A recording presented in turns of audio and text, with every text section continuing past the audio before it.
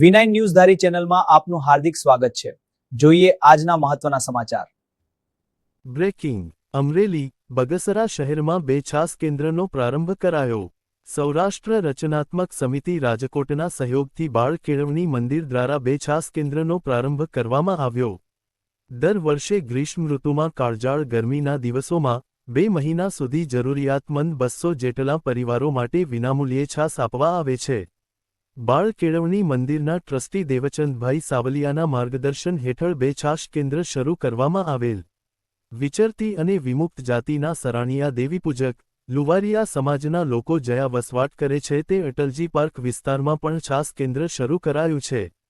બહોળી સંખ્યામાં લોકો લાભ લઈ રહ્યા છે। દમયંતીબેન ડાભી અને નયનાબેન મેવાડા સહિત લોકોનો સહયોગ મળ્યો। શું આપનું નામ?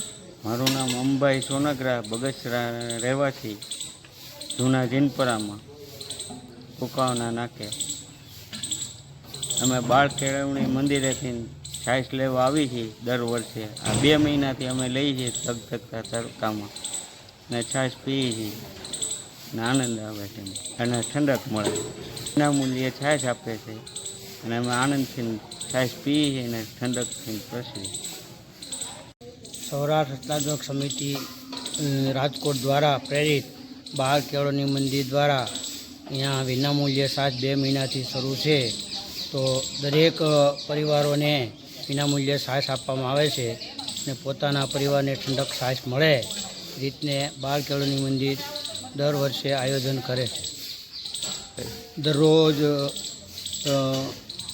105 પરિવારોને દર વર્ષે છાશ વિતરણ વિનામૂલ્યે કરવામાં આવે છે।